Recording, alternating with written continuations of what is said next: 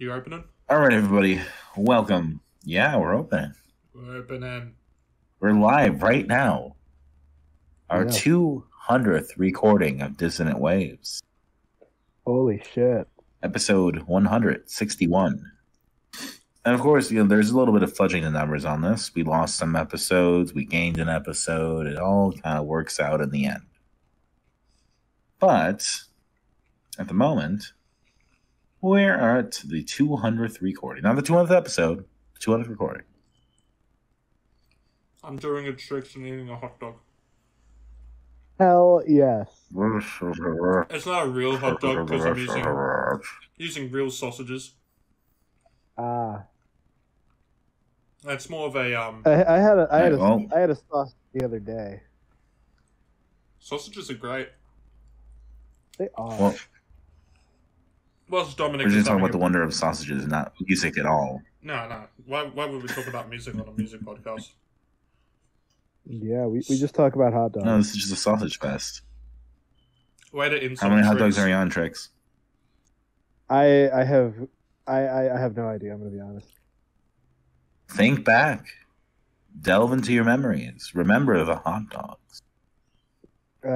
I'll have a number next week. So Okay. Next, what albums are we ignoring week this is- week, Dominic? that being said, well, Ritz, you took the high road and you picked one. Hell yeah.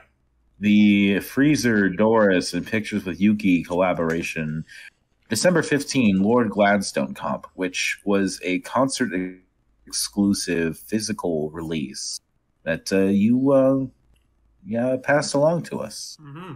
Yeah. Mm-hmm. along with some other files, including the Middle East Sleeping in Trains split EP, which is like self-titled or whatever you want to fucking call it. And then the final songs from the original release of the Recordings of the Middle East by the Middle East, one of our early successes at finding music that we liked on the show. Yeah. You also provided the Lost Media EP that is Crawling, Getting Nowhere Repeat from Elizabeth Whittington, which I picked, and one with the Middle East stuff. But I also picked Captizabeth Sunshittington from Captain Sunshine and Elizabeth Whittington, the Cat Split EP from Elizabeth Whittington and Summer of 2019, I Dreamed of Everything I Have Now and Could Not Be More Disappointed, Dead Butterflies, and Mi de Cuenta Muy Tarde, and Maybe It's Best. And then I also picked The Longest Misery Nap Ever, which is the LP2 extras from Elizabeth Whittington, the kind of coda to We're Still the Same, Not Minorly Fucked. And then, Trix, you picked Death from Above, 1979's Outrage Is Now. You picked Beef's, with 3 E's, self-titled Beeef. And Rush, Hold Your Fire. Yes. Run out of free ain't bad, Trix. I feel like that's like one of the longest fucking things I've like announced on the podcast in terms of what we listen to, and that includes the time we covered that Chumbawamba album. I think our episode 99 might have been a little bit longer. Yeah, there was a shit ton on You're that. probably right on that. That had I had 10 things because Ritz made me pick everything. Yeah, and I think we also had picks too. But where do we want to start? Shall we bookend Elizabeth Whittington with more Elizabeth Whittington? Yeah, I guess so. Anybody? Bueller? I guess I'll get my take out of the way.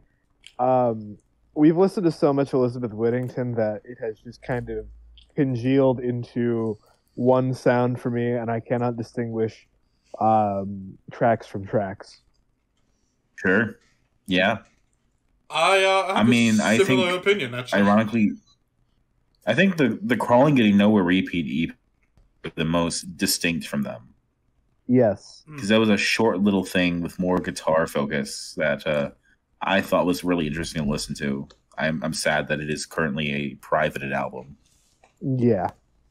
I'm private, you coward.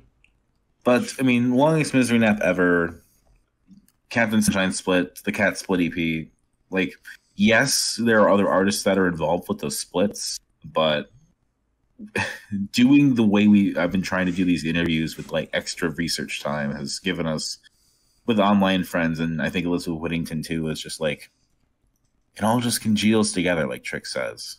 We understand what the sound is now, but we also have maybe lost some discernment of like what makes them special and what why we pick what we pick usually, and the way we pick things. I think we tried to claustrophobia pop, and it's kind of bit us in the ass here. I mean, should we do the 2-week research time? Is that too much? I think it's just... Yeah. I think it's just with everything that we're doing and stuff like that, trying to give this focus this week is just hard to do. I mean, we've done the interview, so it's obviously a bit easier to be lazier now. Sure. I think this will kind of inform kind of what we do from now on. I think it's important to keep looking back and figuring out what's best for us. But I do think for the 2 interviews that we've done this with, we have covered shit we would never have covered otherwise, probably. Which is good. Yeah. It's more like we've been listening to this as a wrap-up for the sake of listening to it, more than there's actually interesting stuff to cover here. I mean, I'm sure if we go back into the lyrics, where that's usually where Elizabeth Whitington's darkness properly shines, we'd see that same stuff. But yeah, it's been a very busy 2 weeks for all of us. It's been a bit hard to probably give this all the proper critique it deserves, I guess, because this is very much a genre in which you have to listen to it with headphones, but I had to listen to it whilst working and hearing everything, and it's hard to have the headphones on, get a fucking tinnitus, and then hear a cold, so I'm gonna have to do it with the headphones off to make it bearable, and that kind of ruins the way that you're supposed to listen to it. I could not listen to this while working. Imagine trying to listen to this while working. I'm sorry. It's not happening. I have tried, but like no. That's why I've been picking stuff that I can listen to in the kitchen.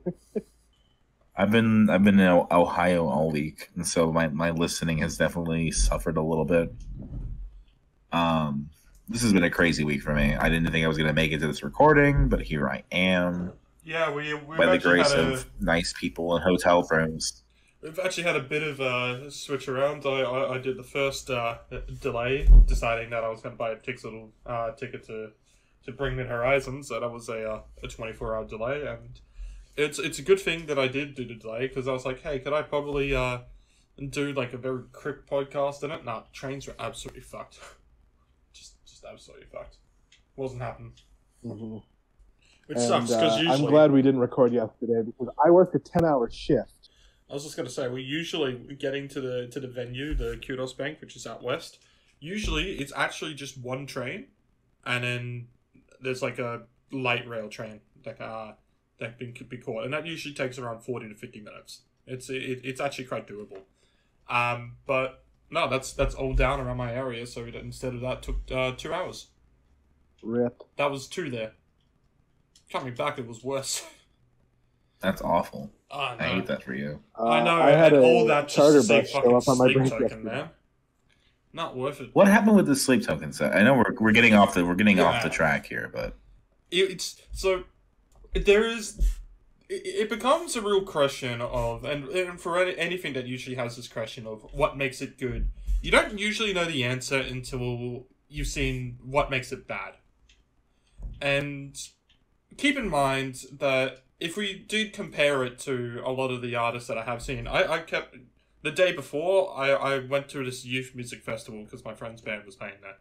And that's like a bunch of 12 to 24 is what they said the age group that they wanted there. And I'm comparing what I expect from these bands and stuff like that in terms of their production value and stuff like that. If we took that out in comparison, then yes, Sleep Token would be better than them. But it's not all that it goes in, because context matters. I mean, they're not all playing on Kudos Bank Arena. So the three main things I'm going to point out on this is, one, the visuals. Now, they're not the main act. They weren't the headliner. They were the support. They're not going to get the full range of all visuals that they'll want, but they should still make do. And I actually can compare this to Mogwai now, since I've seen their set as well. Sleep Token's visuals were heavily reliant on just the lights that they had. There's no, like, backdrop, like, screen or anything during any visuals or stuff like that. There wasn't any fanciness of any other production on the stage or anything like that. It was just the lights. And Mogwai, they actually hardly had any light changing during songs. Like, in between songs, yes. But during songs it wasn't. But they perfectly made it sync up with all the drops and try to make the lights and the colors that were going around fit the music that was being played. I thought, for what was actually a very simplistic setup production-wise, I mean, I know it's not actually simplistic, but we're comparing it. It was fantastic. Sleep Token just did a bunch of random flashing lights that wasn't synced to the music at all. So it was just strobes. Just strobes for the fucking sake of it, and just random. Like, there were a couple times where they'll go into random band members, but it actually hurt to look at. It's I don't know who put out the idea that flashing lights is a fantastic thing. It is, like, yes, you can do light changing and stuff like that, you know, laser shows, blah, blah, blah. This was just direct, very bright lights that would just go directly into your eyes. I mean, that could be rather annoying. It was pretty fucking obnoxious. So, yeah. Next thing, stage presence. Now, not every band is very reliant on banter, communication with the crowd, or fan interaction, especially with lower tier bands. You don't usually see too much of it. But even at Youth Fest, you have people say stuff like, "Hey, this is my name. This is what this song is about," or anything like that. Not that you had to do exactly that. King Gizzard's stage presence is usually just what I'd call the bare minimum. Like, they say, "Hey, we're doing a next song," or like, "Oh, this is our last song," or stuff like that, or "How you all going," or like, "Thanks for the supports," and stuff like that. You know, bare minimum. So occasionally they may say a sentence here or there. Yeah. Sleep Token had none. Just straight up none. There was no communication or anything. They didn't even thank the supports before them.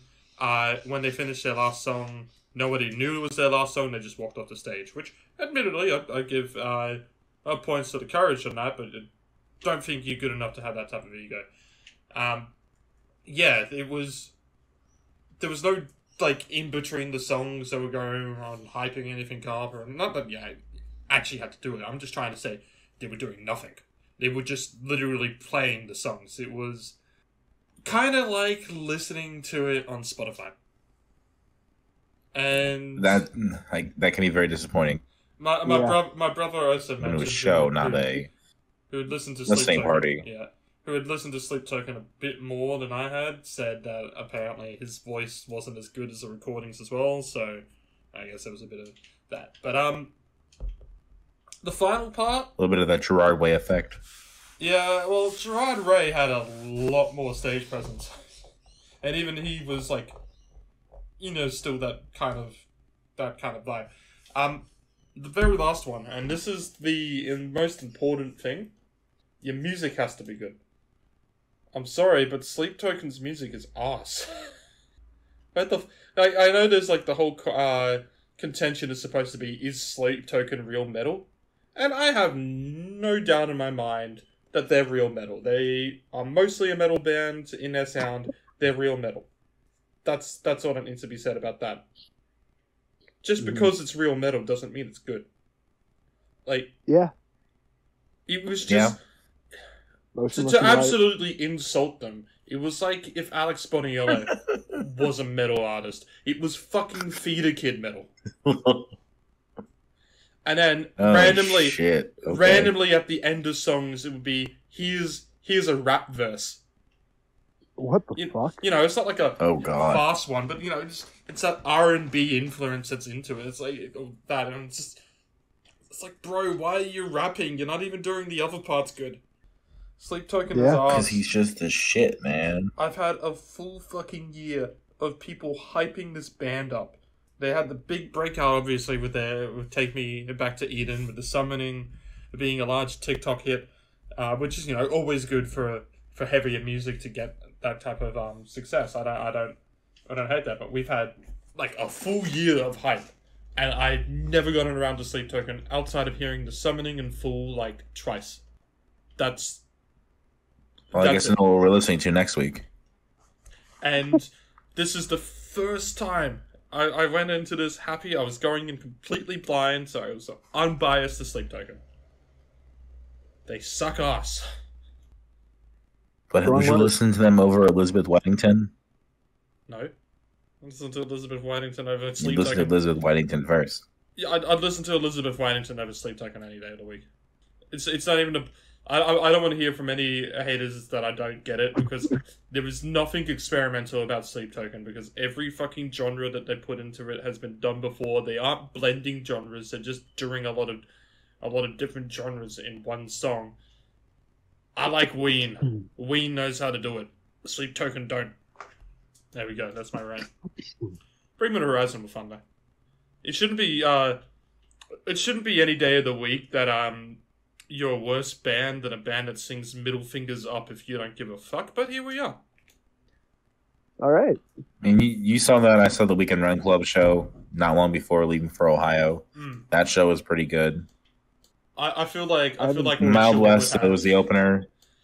I feel like he would have more stage presence. Mitchell. Yeah. That's the thing. Earlier on in the shows, I would say not as much.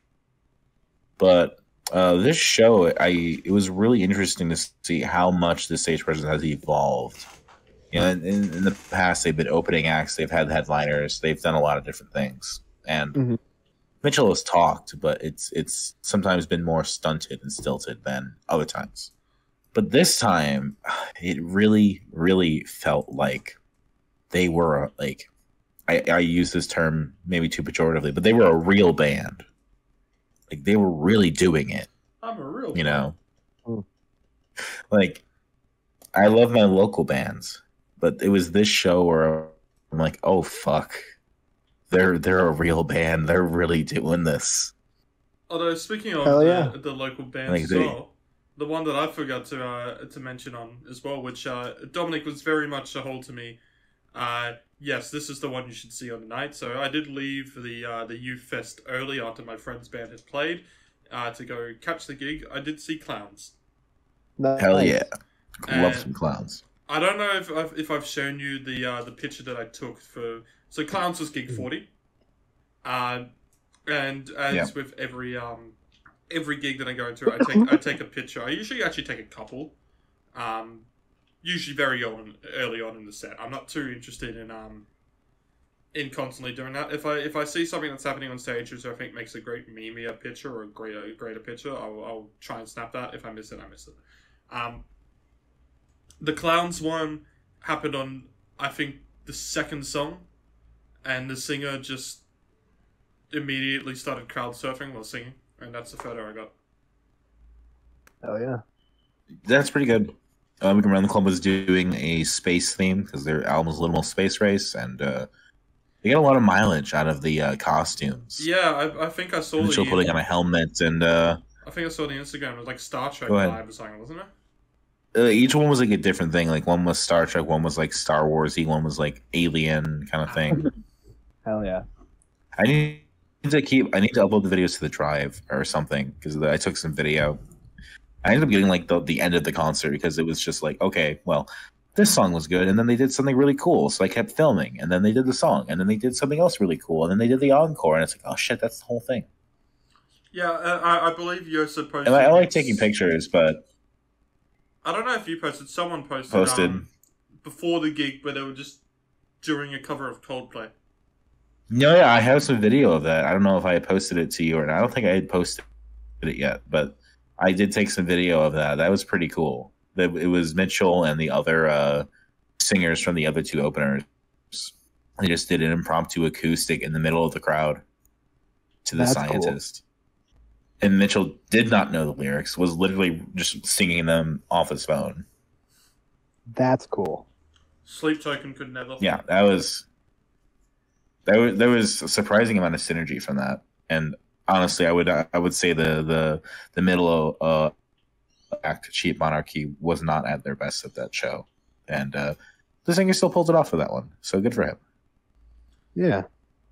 So, but anyway. like when Weekend Run Club got to the Psycho Killer cover, I just want to say when they got to the Psycho Killer cover, I actually started crying a little bit because I'm like, holy shit, this is a band that's really going for it. They're covering Psycho Killer. They're really committing. That's sweet. I don't know. There's that interesting transition from like this is a band that we followed from their first album to their second in real time. Yeah. It's been 4 years. We've watched them grow up. And in that time, we've seen them.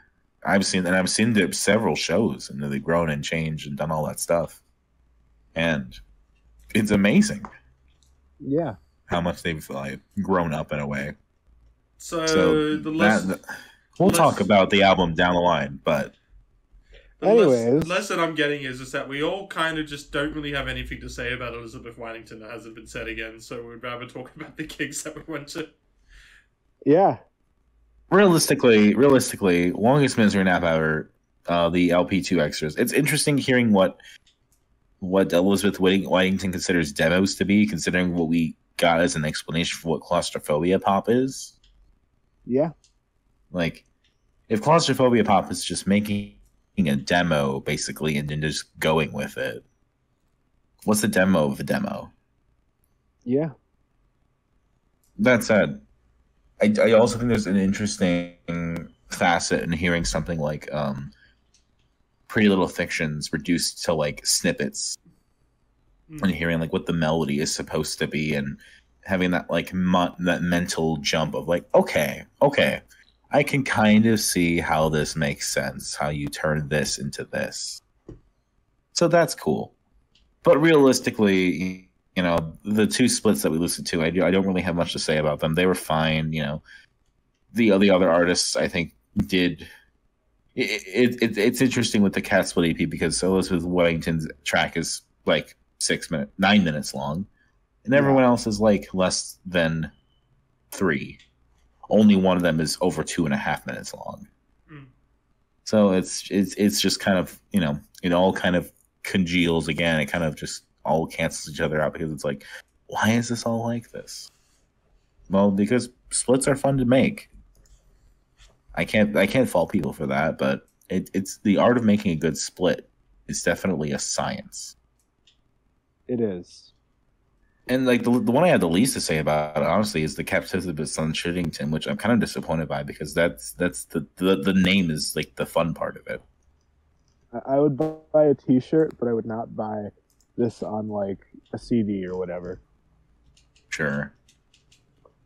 I mean, the Bananarama cover is kind of cool, and like I think just like Online Friends, claustrophobia pop and like lo-fi emo covering other acts can sometimes produce really interesting results. But yeah, the Crawling Getting Nowhere repeat is really the standout for me of this stuff, and that's something you can't even listen to, audience listener. I'm sorry.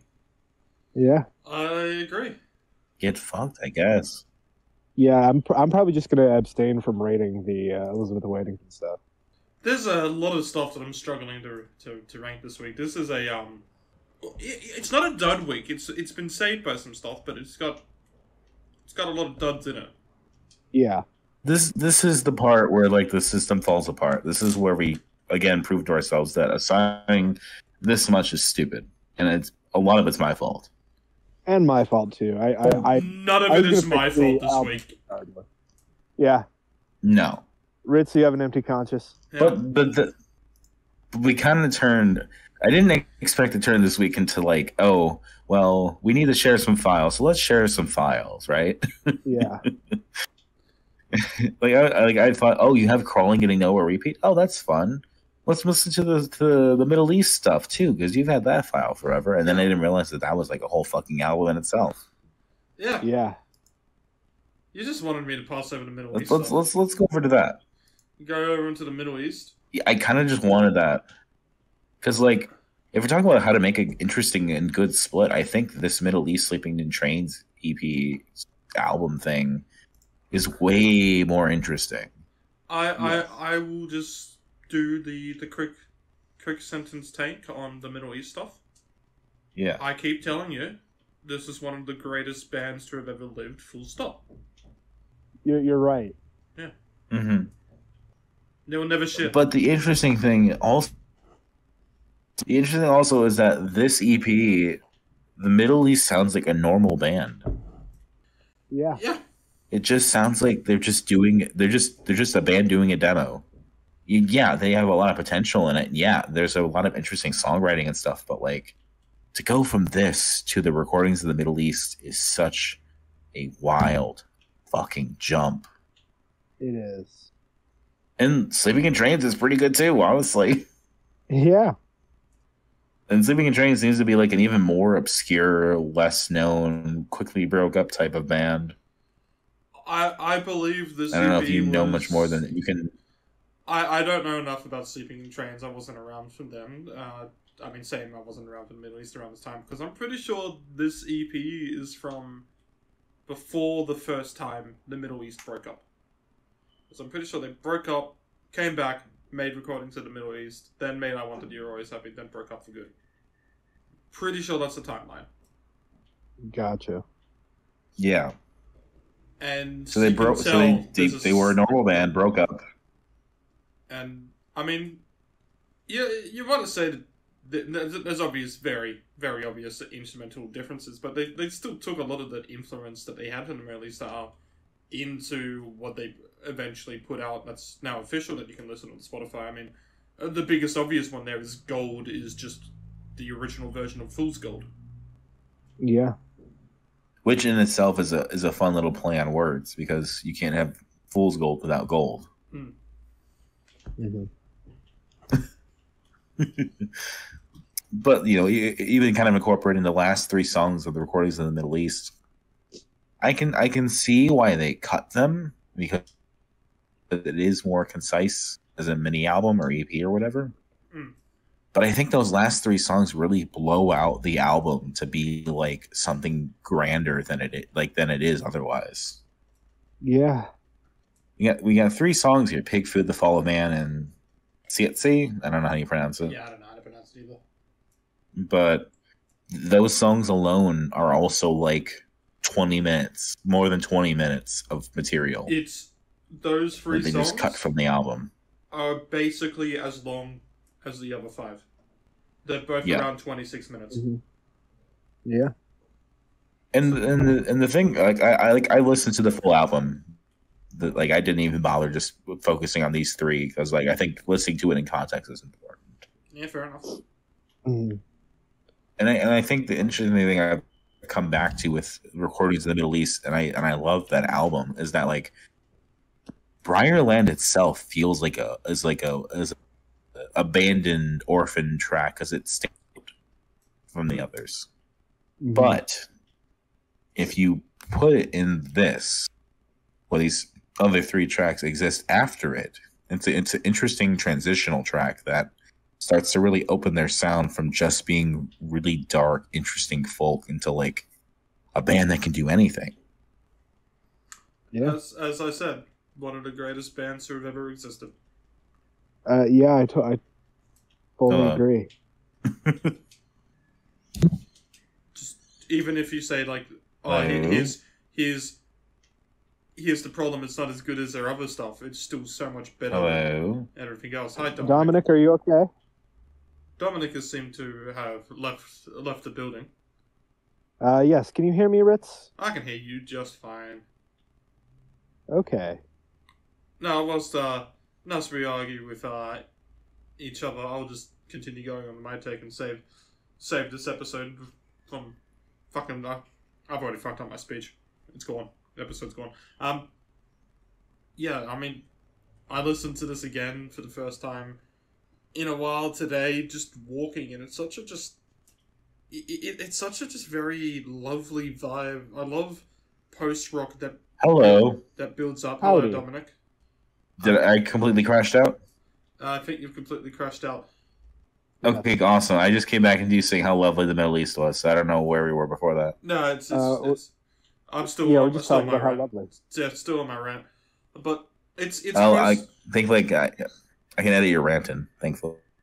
Yeah. I kind of have the shittiest rant anyway, but still going on.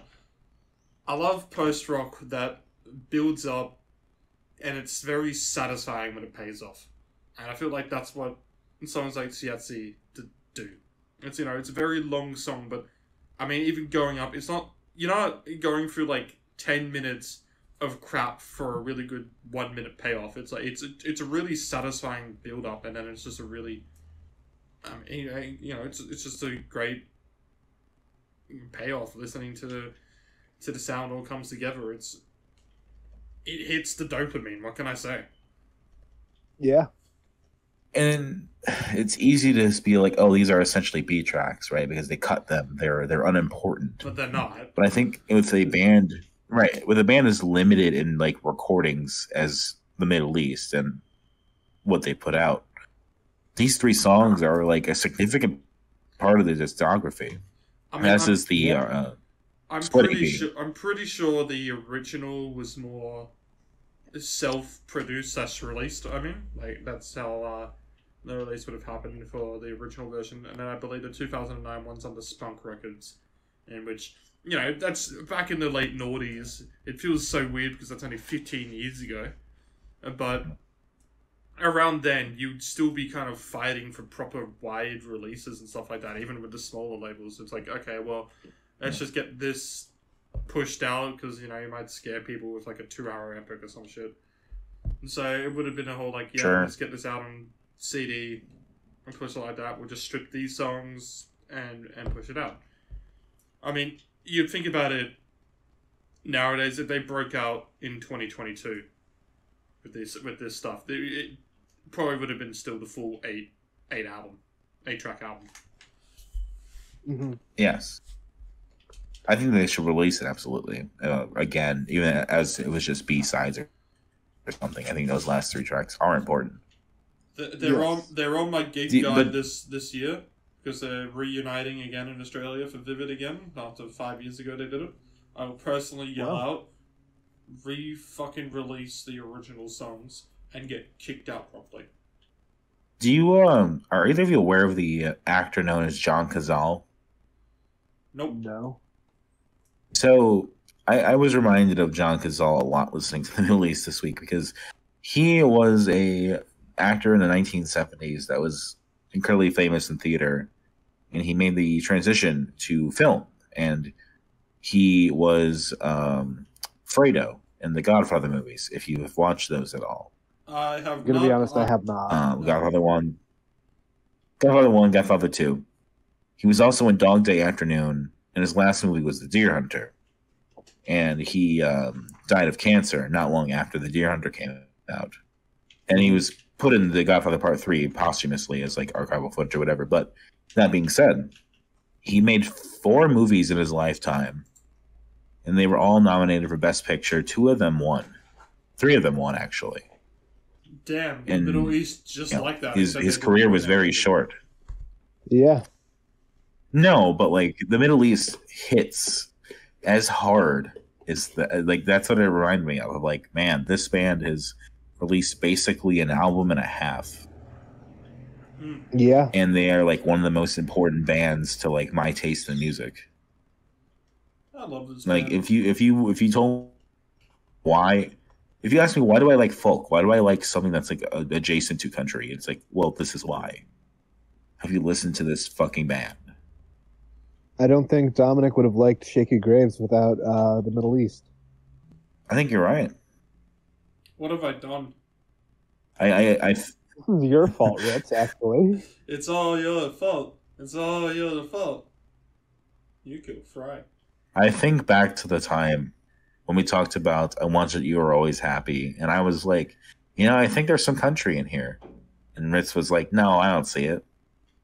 I will come back into it and say, you are right. There are country elements, and I wanted you always happy. I don't think it is as strong as you originally put out, but yes, there are definitely songs with country elements. Specifically, Hunger Song. I will. But Hunger Song, Dance Silverleaf, those are like the main two, and Mount Morgan too. Yeah. But we're talking about songs we've already covered. But between the split, the recordings in the Middle East, and I Want That You Were Always Happy, I think the Middle East has probably one of the most perfect track records that we've covered. 100%. Like the split EP, you could take or leave. You can take or leave it for some part of it. Like, it's not as good as like in Neutral Milk Hotels on Avery Island, for example. Well, but I mean, go back onto that. It is definitely better than an Everything Is. You remember what I originally picked the Middle East against, right? In the Airplane Over the Sea, correct? Yes, it was in the Airplane Over the Sea. And I kind of thought that after we had listened to it, it would just be me saying, whilst you two were enjoying the hell out of Neutral Milk Hotel, it would just be me saying, hey, and this band's good too, right? And you'd be like, but Neutral Milk. No, and then I'd suddenly had actually picked the only artist that was going to ever compare to Neutral Milk Hotel to you. Yeah. Yeah, like those two bands are like, well, I mean, it's the interesting thing of like, well, Trix, I don't think you knew Neutral Milk Hotel as much, but I did not. For Ritz and Me, In the Airplane Over the Sea was like a well-known album to us.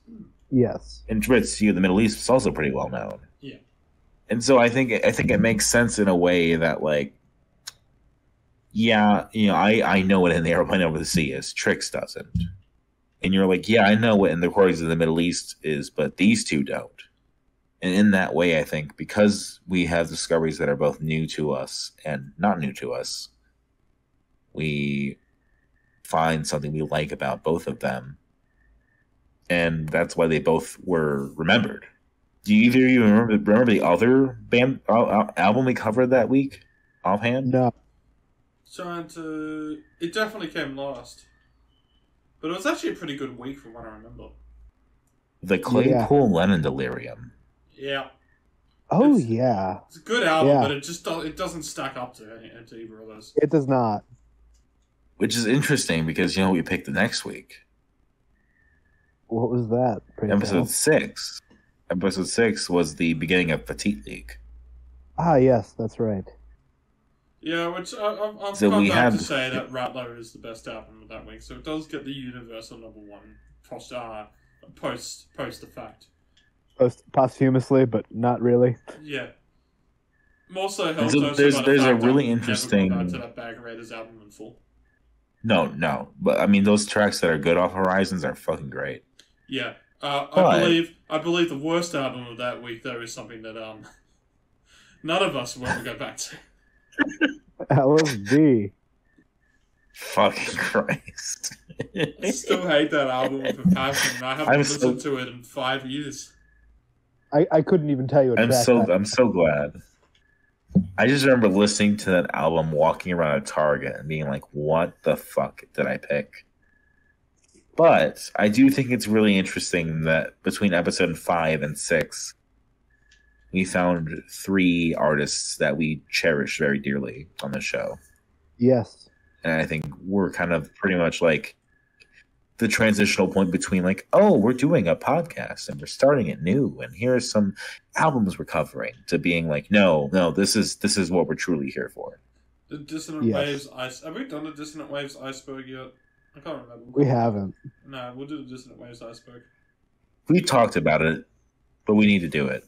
Trix, I think that's something you'd be good at. Yeah, I'll have to go back and rewatch a lot of old Dissonant Waves episodes because I do not remember much. The lost episodes, get it. The band camp incident. Get us those viewpoints, those view numbers. Yeah, maybe I'll pay some friends of mine in Greece to help come through and build it. This is how we fucking game the system.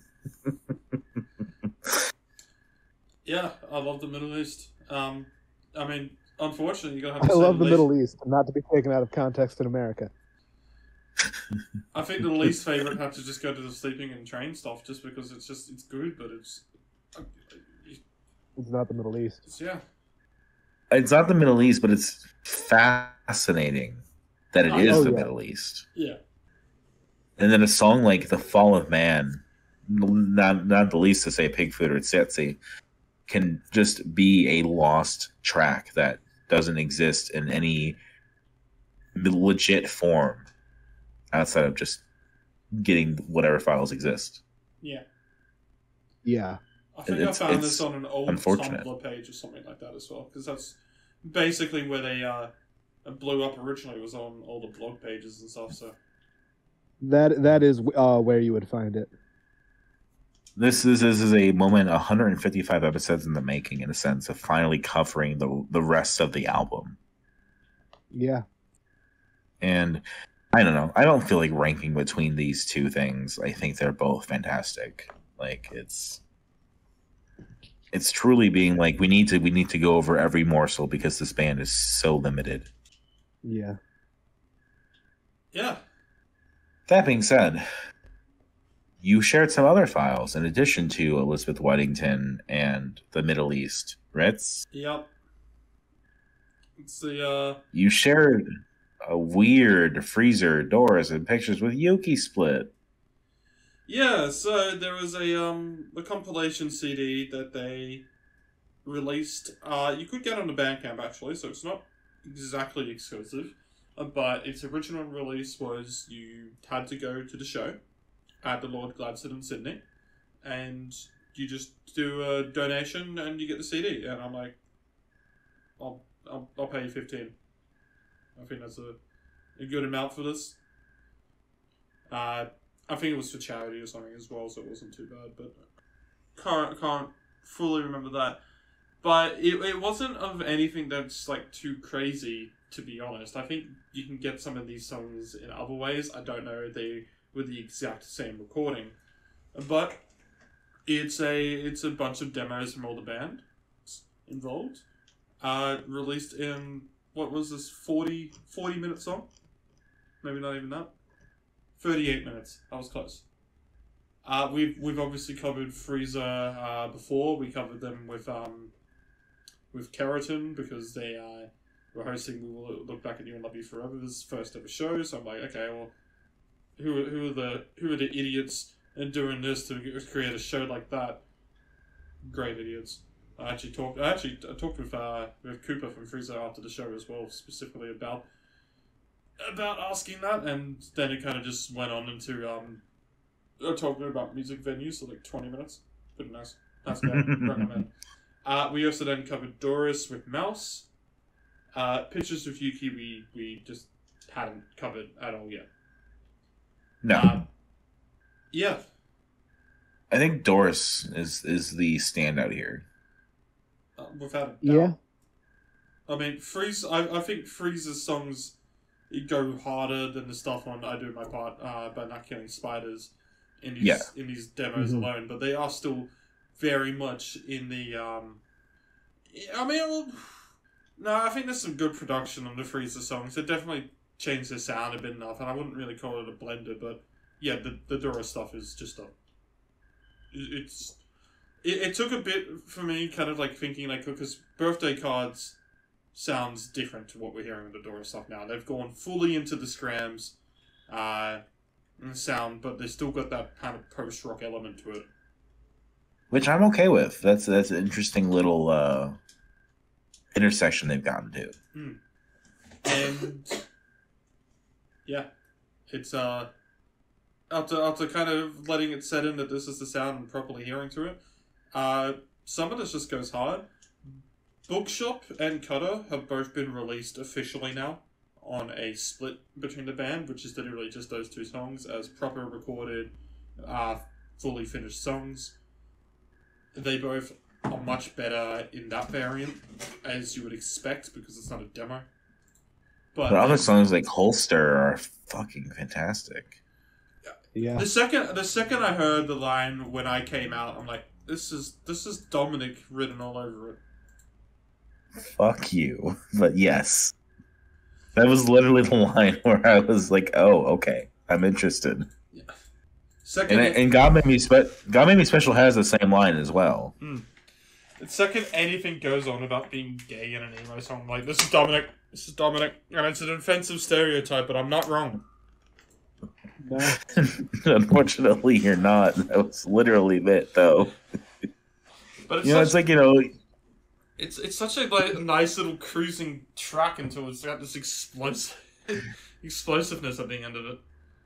Fairfield, Connecticut itself is like an interesting song, and it's 8 minutes about, and it's longer, and you kind of get lulled into that sense of like, oh, Doris is sounding pretty good, and, Doris is doing it really well, and then you slip into Holster, and then you get that line about coming out, and it's like, oh shit, I gotta pay attention again. It's getting interesting. And one of these songs, I can't remember which one it was because I don't have the video or anything. The vocalist / bassist, a female vocalist, or the clean vocalist, I guess. But that's how I usually in this one, it's definitely more rough and that. But on the birthday cards, the male vocalist is a lot more cleaner. So it's kind of weird to do those comparisons, I guess. Anyway, she broke her bow on the bass. Her what? Her bow, with a violin. Oh, her bow. Yeah. Like an upright? No, a regular bass. Regular bass guitar. Okay. They were doing that, and she broke the bow on the guitar. Doing the old Jimmy Page. Yeah. In a way, doing the bad things that Jimmy Page did. Well, we hope. We ain't making allegations towards these bands and chat. Never. It's the worst thing we could do. We actually really like Doris. We like Doris and Mouse, especially together. Yes. Yeah, it's a good thing Mouse haven't broken up or anything. Oh, they did, didn't they? Yeah. So still mad. I shitted my pants when I heard the news. But we have Doris, and that's what matters. Yeah, the Mouse album was superior, but Doris will live on. Honestly, with how Doris is going, hearing this in a full-fledged album has me really fucking excited. I think this could turn into something that's actually pretty special. Granted, Doris and Mouse have shared some people, right? So maybe what if Doris was Mouse plus? I'd be surprised if they really had that much shared though, because they're in two completely different cities. Sure. Brisbane and Newcastle are not that close to each other. Oh, so the members of Doris were at the clown show. I don't know if they were watching clowns, but they were there for Void because they were friends of Void. And she said, everybody, it's Zeke's birthday. So it was Zeke's birthday 2 days ago. Happy birthday, Zeke. Happy birthday. And then you got pictures with Yuki, which, honestly, I don't remember those 3 songs at all right now. They're pretty interesting. The pictures of Yuki and Frieza, which I believe they share members, they've got some interesting production that happens with them, but the songs are still a bit lost in the source of the demo production at the moment. Gotcha. I will believe you on that. I mean, Cutter just sounds a lot better when you can kind of hear it clear, because it is a full fucking just plain scram song, but I think it's the most interesting song that they've actually put out.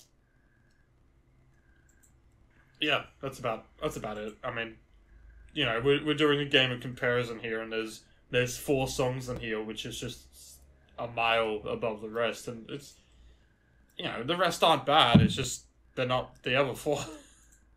Well, I mean, the Doris songs are about 20 minutes. Yeah, as well. 18 of it, maybe, right? Yeah. Then and Freezer had 4 songs as well, but that's about 8 minutes, and Picture of You had 3, and that's about 7 or 8. 13. It's about 4. Yeah, it's around 7. Yeah. Yeah. I mean, the Doris ones is 10, 18. It's actually around 21 minutes, for the Doris stuff, so. Oh, yeah. God Made Me Special kind of counts too, doesn't it? Yeah. I'm actually surprised that White Bull Terrier wasn't on here as well. That one's been the one they've been releasing on all the compilations now. I think that was also a pretty interesting song, but that's probably to be covered in probably when we do Scrams in Australia, which Cutter is on that one as well. It's obviously a demo version as well because that's just how it was, but it's actually kind of fucking. There's a lot on there that needs to be covered. There's Raccoon City, which I know is doing a bit. There's a Hanoi Traffic and Blind Girls, which we've already covered. There's Dream Inertia. There's Daisy Chain. There's more Keratin, actually. Which Keratin is the one that we loved, but have never really gone back to. We've talked about because there's just nothing really more in their discography yet. Oh, and then very obviously there's a We Will Look Back at You song that we haven't covered. Interesting. Because they've just been putting themselves on every fucking compilation that they can. It's pretty funny. They're on some random multi-pair records one. It's also kind of, again, like the Weekend Run Club, it's like, oh, the shit, they're growing up. They're doing more shit. So it's nice to see, in a way. I hope to fuck that we don't do that BSDJ compilation, though, the big one, because that's 110 songs, and I know you're tempted just by hearing. I'm doing 2 EPs next week. No, I'm not you, Trix. I know. I am limiting what I'm picking next week. Please do not worry. I'm just reassuring you, Ritz. Yeah, how long was that? 305 minutes. This listening was 305 minutes? No. The BSDJ compilation. Those that will fall will flourish again. That was the Palestine one. Oh, I mean, we could cover it.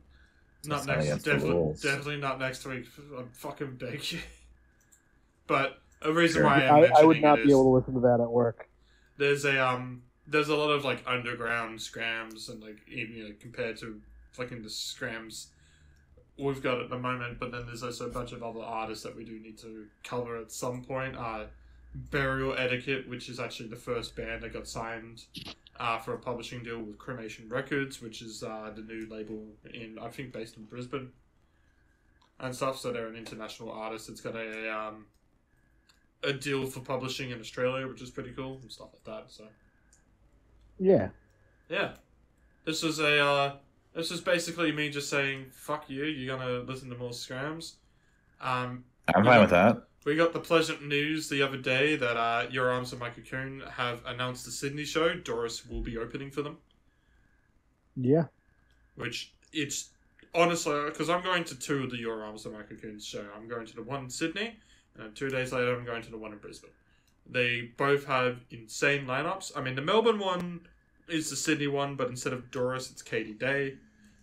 Which, that's still a pretty big, but I think I'm more interested in the other 2. And for those who haven't seen it or haven't heard, and by the time this episode is released, the shows would have been done, so... Yeah. But Sydney's got Doris opening, Malsatory next, and then Blind Equation and... Your Arms Are My Cocoon are the 2 headliners. And then Brisbane doesn't get Malsatory. Instead, they get Hanoi Traffic, Super Deaf, I believe, Blind Girls, and then Blind Equation and Your Arms. Which is another insane lineup. Specifically since like Blind Girls are the kind of band that's broken out outside of Australia. Yeah. Favorites on this, the Doris stuff, like Bookshop is, I mean, the actual main produced version is one of my favorite songs this year. And the demo is still good, but I think the Holster is the best out of all the demos. Least favorite is probably, it's a good fucking question. It's probably something like Starlet, because I think like those kind of whole produced songs, like those kind of interlude demos that are done is better done in Garden.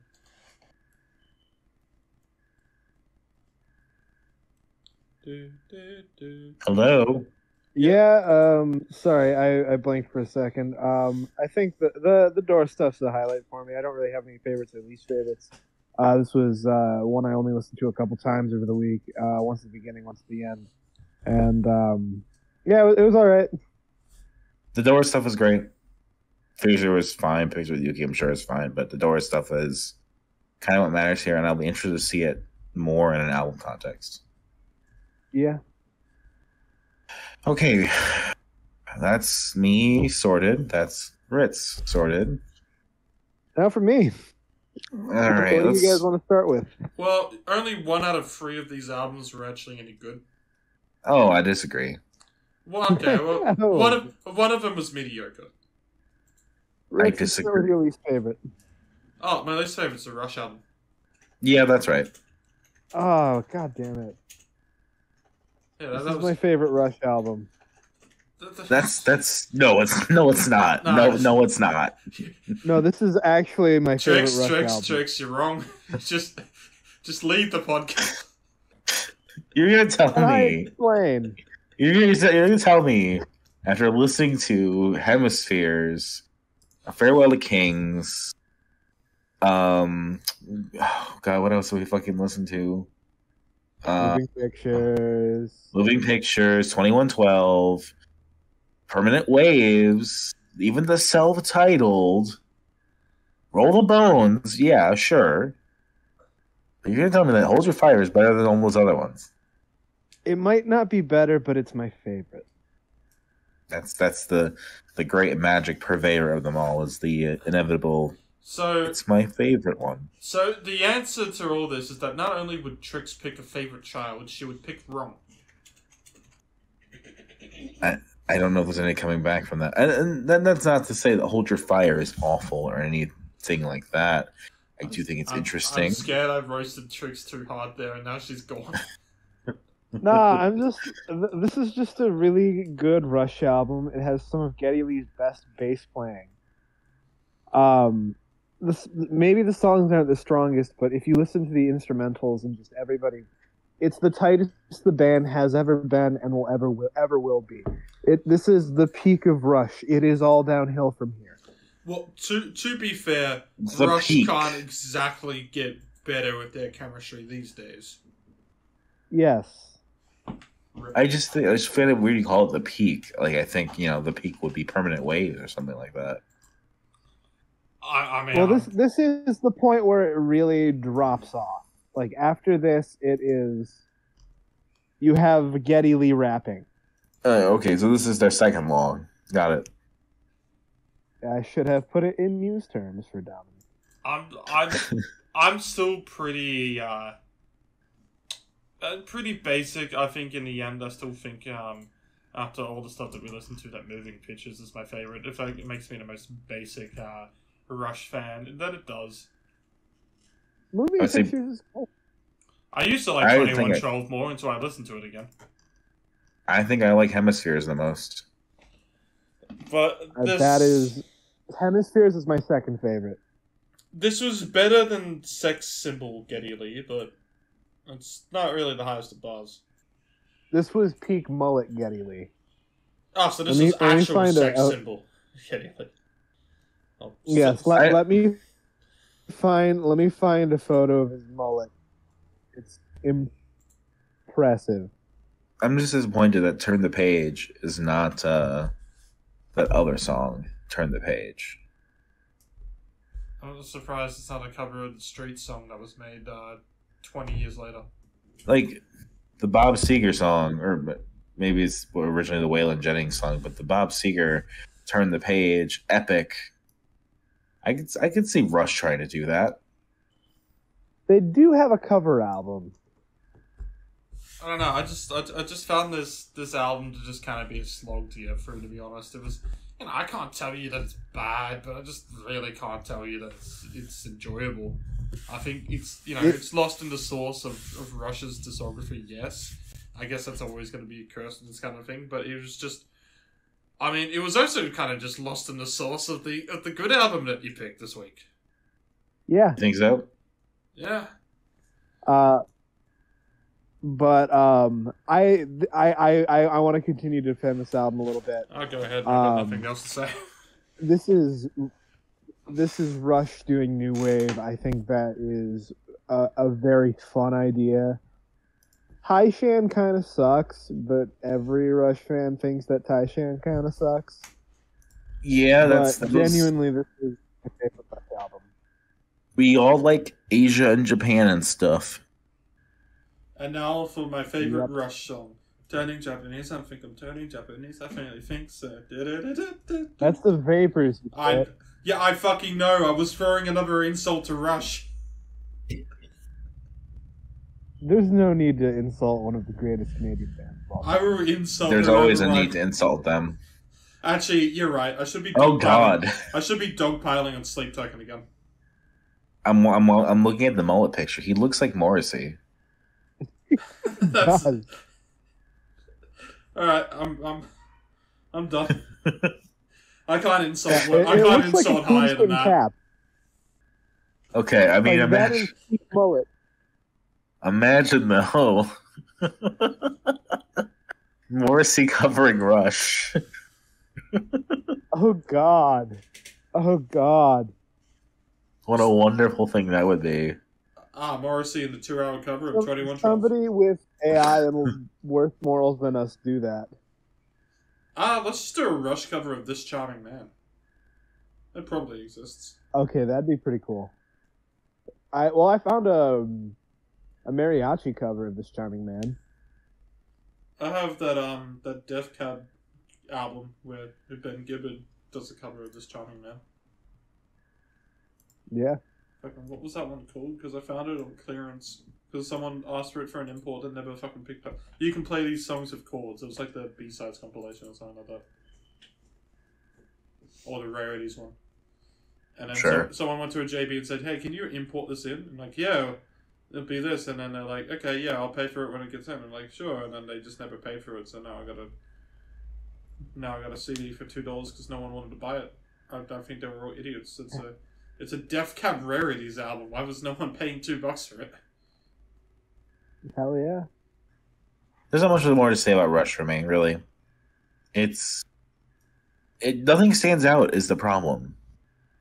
It's interesting. Some of the lyrics are weird. Like, yeah, I think it's second nature that gets really into like the power of man and stuff like that. Mm-hmm. Or he starts like writing a letter. I think is the opening context of it. Something like that. But beyond that, like Time Stands Still and Force 10 are not. What is it? El Strangiato Via? The Via Strangiato. There we go. That is fucking something in self-indulgence. Exercise. And amazing too. The Via Strangiato is the greatest Rush song. But I think we kind of run the course on this Rush album for now. Well, Ritz, I think you want to move on to Beeef. Yeah, that was the next one I was going to move on to. So, it should come with no surprise what I think the best one of the three was. Beeef was just alright. I do like that the sound that they're going for on there, but I can't say that it really stood out. I mean, it is what it's a post-punky surf rock vibe. I mean, they're pretty for genres that sound so far apart. They've always been very similar sounding anyway. Yeah. Sure. And I kind of expected from the name alone that this was going to be something a lot heavier. So it surprised me actually hearing this, and this is the sound we got. And I do vibe with the sound, but it doesn't mean I think that the album's really standing out in any fantastic way personally. Granted, I've only managed to give it the one listen, so maybe I'll come back, and I feel like out of all the albums probably for me to go back to and say, okay, I was wrong, it would probably be the Beeef album, but for now I didn't really get too much from it other than I like what they're trying to do off it, but I'm not so big on the album. That's fair. The Beeef album is something that I was consistently impressed by, but it's probably the album I suffer from the most right now, not listening to more of it. Because I quite liked it. I thought it was really interesting.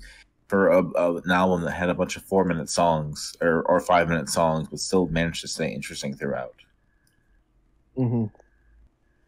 Like I listened to the Beeef album. I'm like, oh, I see why Trix picked. I see why Petite League would pick to play with them. It all makes sense. Yeah, because I discovered them through they opened for Petite League, and I was just Lorenzo posted about it on Twitter. Yeah, See if I can find the post. Sure. Sure you can. But like, I don't know. This Beeef album was really cool. I'm interested to hear a little bit more of what Beeef has to say, and I will kind of wonder if this is one of those bands that ends up being kind of a joke and kind of self-aware. I mean, the last song on this is Time for Beef. So probably. Yeah. Yeah. I don't know. I have this on vinyl. Ooh. This is not like a Baloo situation. I do like this album. I do think it'd be interesting to have on vinyl for sure. It came with a sticker that I put on my Subaru Outback back when I owned that. That was the Patagonia logo, but it had Beef written on it. It was covering something too, wasn't it? Yeah, it was covering like a scuff mark that was like a thin red line flag was covering. So I'm like, Beef. I don't really have too much to say about it other than it was, you know. I mean, I think I agree with Dominic that, yeah, unlike Rush, which was a slog to get through, I think the only times I kind of really paused this was just because I needed to go up and do something. It wasn't really... Yeah. Rest of Rush, it was a case of, like, it was a slog. You know, it kept my interest. I can't say I gave it the proper listen that it deserved, so I am kind of going on the, I guess on the first impressions here, but, you know, when you're listening to so much and you're so busy, that's kind of just how I am. Does that make me a shit reviewer? Yes. Anyway. We're all shit reviewers. Oh, hell yeah. We never said we were paragons of, like, good reviewership or anything like that. No, but I will talk down any other reviewer who disagrees with me. 100%. Yeah. Meanwhile, let's talk about the Undisputed Champion. Oh, I was going to say, like, you compared it to Baloo, but I think Baloo still had songs on there that... surf rock shines its most, with a little bit of cheese, admittedly, but making some catchy songs is how I think it shines. It's why I like Hockey Dad. They make pretty catchy songs. I mean, granted, their best songs, I still think their best song is Itch, and I wouldn't really call that one so much Itch, so much as catchy as it is, just like an epic moment, but epic gamer moment. But yeah, Baloo was a lot catchier, and it was a lot easier for it to stick in my head, and like I can still remember Man from the 60s or Man in the 60s. And I haven't listened to that album since we covered it. I still go back to Baloo quite a bit. I do not go back to Beef much at all, but I am going to be going back to it after Dominic egged me on to cover it. Hell yeah. I dropped the ball that I was fiddling with. Not Dog Shit Paradise is a banger. I believe you. Yeah, I've got nothing else. I got nothing else to say about it. That's why I said, you know, it's.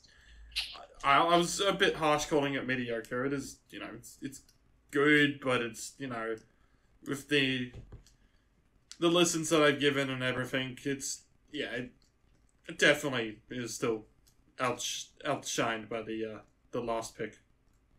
Yeah. I couldn't really give you a favorite on this. I'm using Trix's word. It's a good wonder. It's a good cheese sandwich in a way. Yeah. I liked all of it. I think it was good. I just can't pick any particular thing from it right now. Dog Shit Paradise is my favorite. I'll just say that. Alright, Trix, introduce your last album. Death from Above 1979's Outrage is Now. I think the joke for this was that I convinced you that I was gonna pick this, and then I actually picked a Shaky Graves album. Yep. And now we're doing it. I mean, so fun fact.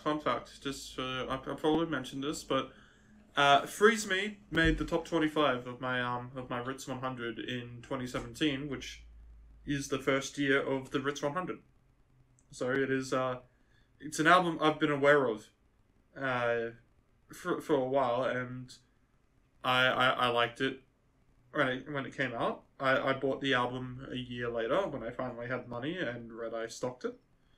And I've now gone back to it probably for the first time in years, and it is still a fucking banger.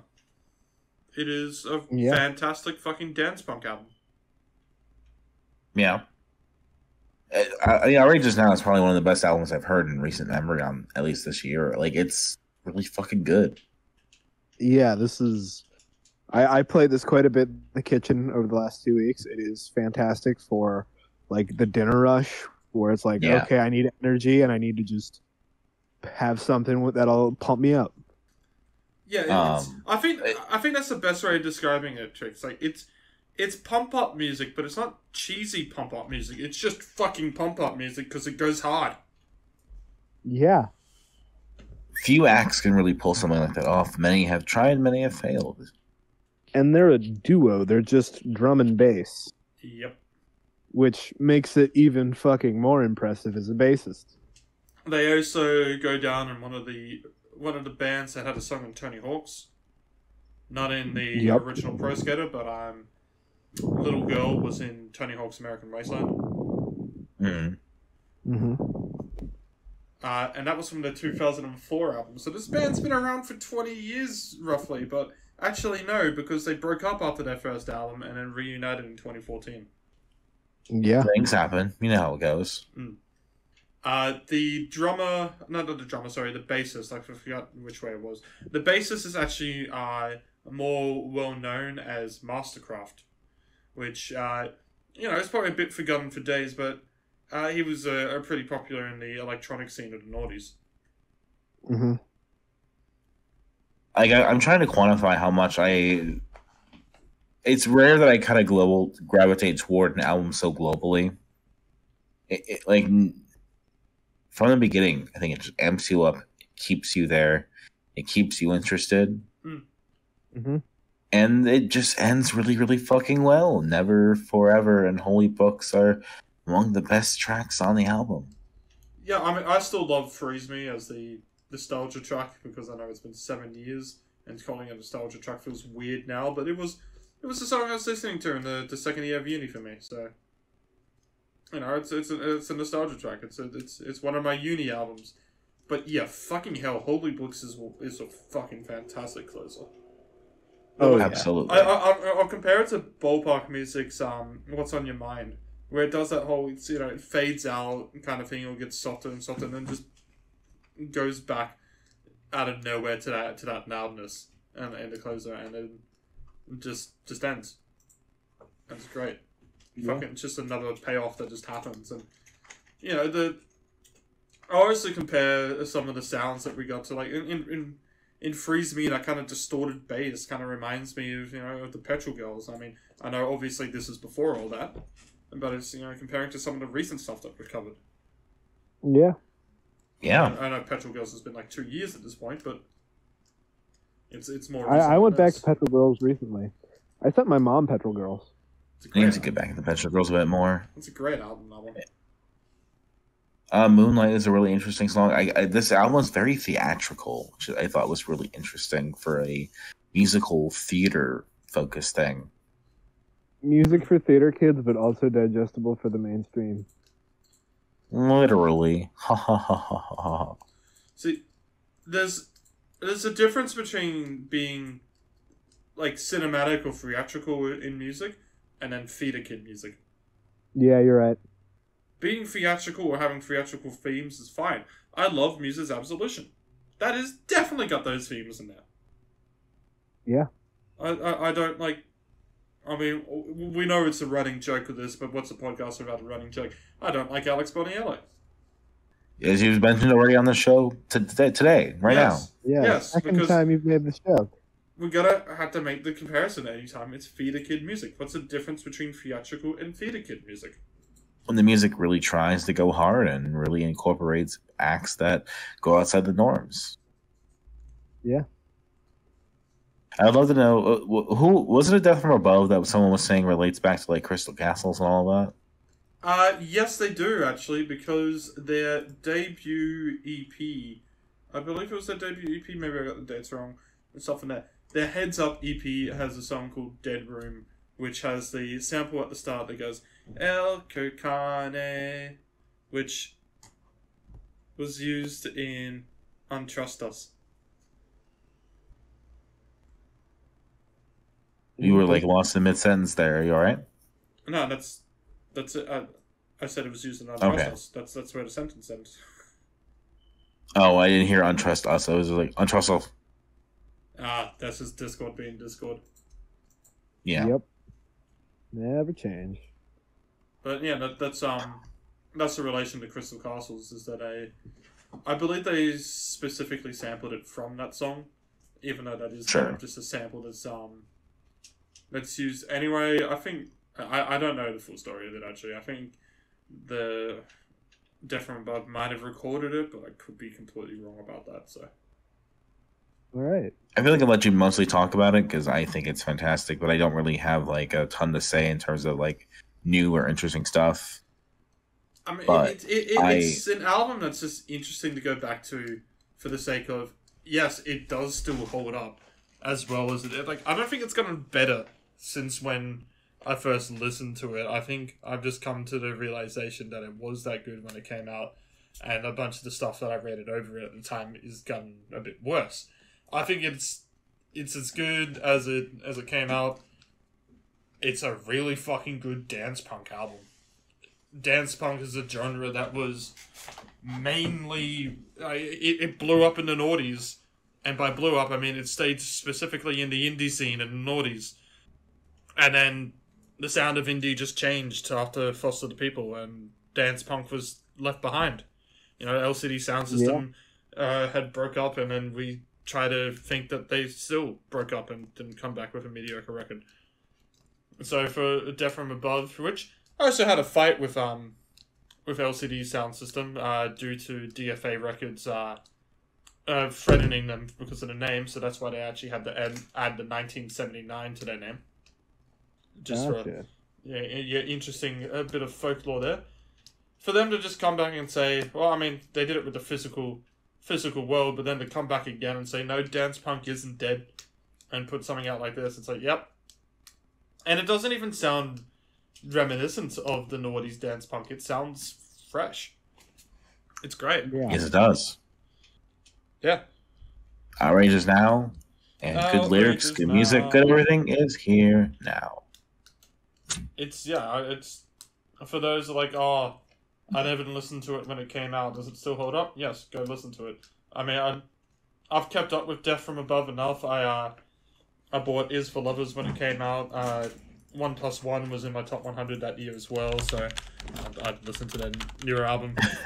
That one was a little bit weaker, admittedly. Mm-hmm.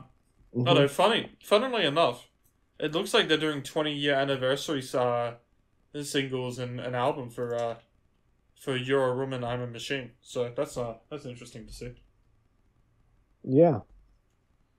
Anyway, good album. Great Really album. good album. Fantastic. It's saved this week. The kids are coming back. Yeah. Okay.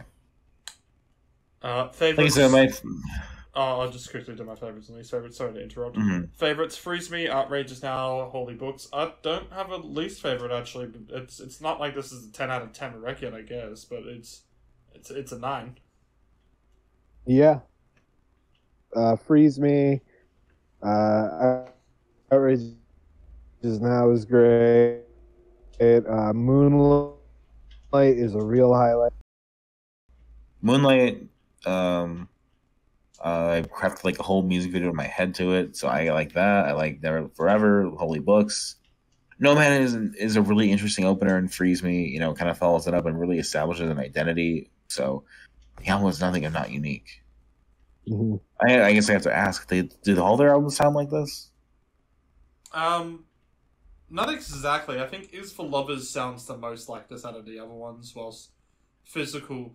I mean, You're a Woman, I'm a Machine is a lot less electronic like this album gets, or like synth bass or that. That one's a lot more of a standard kind of rock dance punk album. Physical World, I think, is a bit in between, I guess, and then Useful Love is that. And I think this stands out. I think they've got elements that sound like it, but this is the one where it's executed the best. That's my way of answering it, just kind of thinking on the fly there. I'll agree with that. I guess I would. I don't know. I have to think about it more.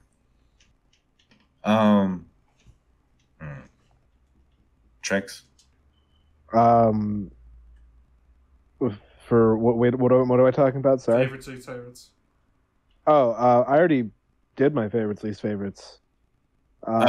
Yes, yes, you did. I was confused. Did I not do mine? You did yours. You did. That's what I thought. You did yours. We've all done it. We're just ready for the It's almost 5 in the morning for Dominic and I. rankings of the week. Let's get there. Let's get through the ending of this. We've all got taxes to pay. Boy. This is really hard to rank, actually. Yeah. I think we can all just agree that Middle East and Death from Above are the highlights. Yeah. Yeah. Let me take the lead on this. Let me try the journey the way I usually do, which is album by album. Okay. Okay. Do you want me to just go first, so you just have a bit of time to think? I never go first. All right, go first then. Go first. This is why I asked. All right. I think at the bottom, it's got to be Captain Elizabeth Sun Shittington. That has nothing really notable about it to me. Above that, we're going to do the Cat Split EP because I think the way that split is distributed is at least interesting, and I think that actually the song Freaks on there is actually pretty good for Elizabeth Whittington's discography. After that, we are going to go with Longest Misery Nap Ever, then the Crawling Getting Nowhere repeat, and then I think it's going to be Rush's Hold Your Fire. In that, like, I like Elizabeth Whittington. I also just said Rush was mediocre. Like, I can't say that the Rush album was, like, the worst thing we heard this week. And I'm not saying that Elizabeth Whittington's the worst thing either. It's just, like, Rush is just a competent... just a competent blender. It's a blender that makes food. After that, we'll do the Lord Gladstone comp, because mostly Doris is the highlight, nothing else. Beef, Death from Above, and then we'll do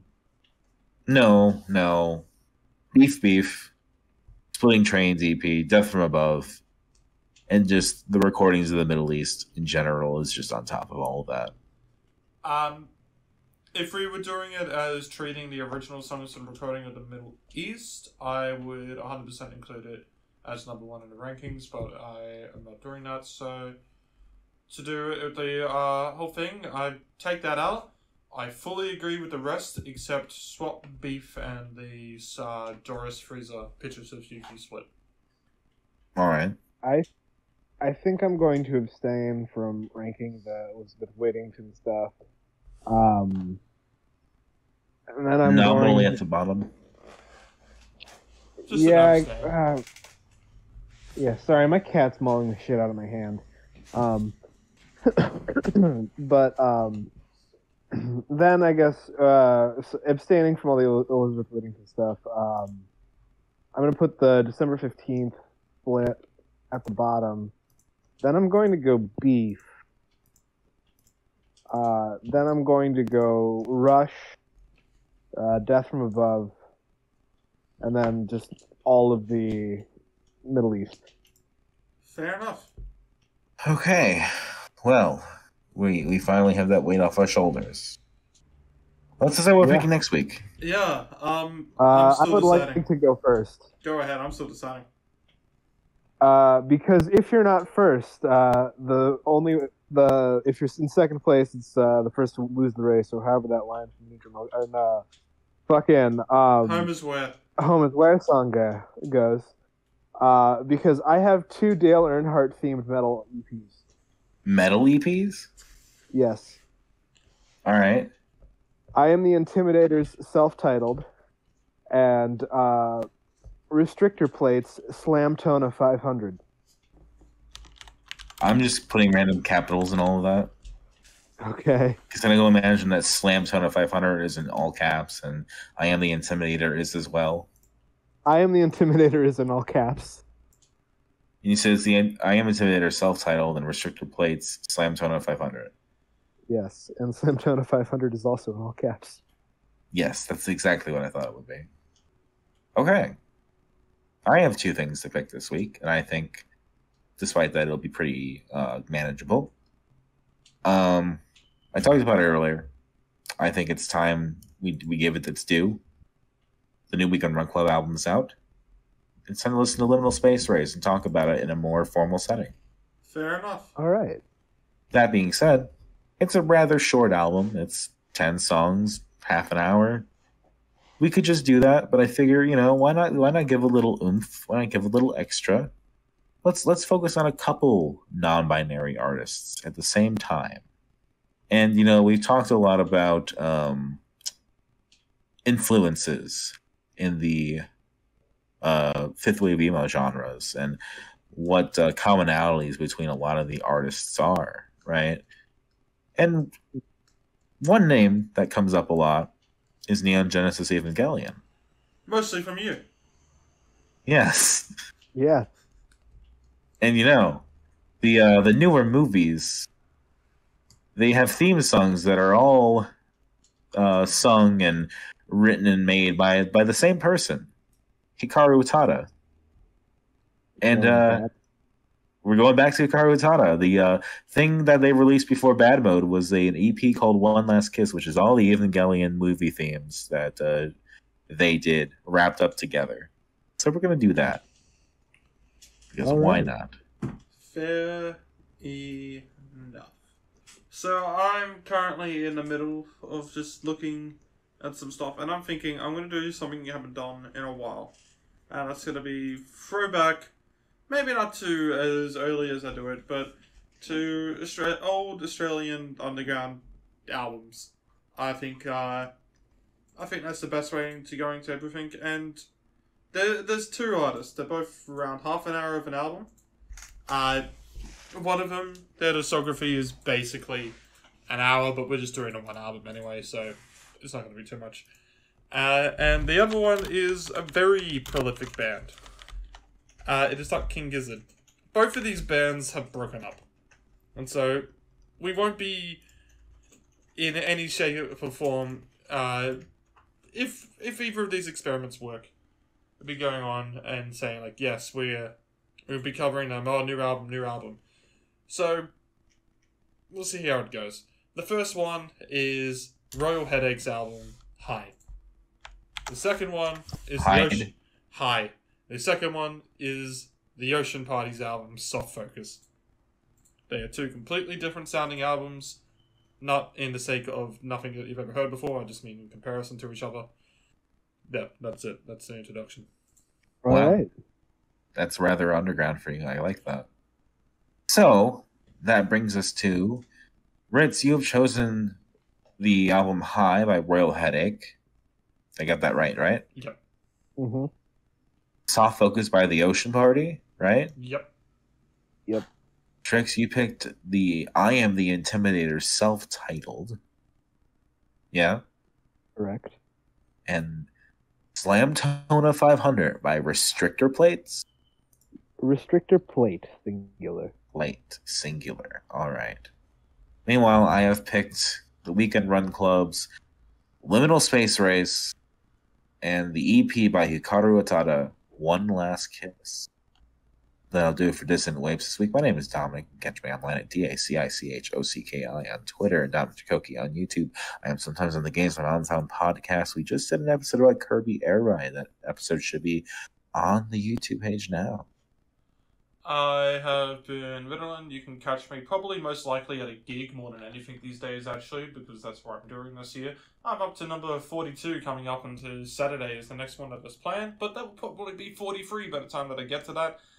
Excited to see Stumps because Rave Tapes is opening, so I'm sure Dominic and Trix would like to hear how Rave Tapes was, and I can already tell you that the answer was great. You can also catch me on my YouTube channel that's in the description below.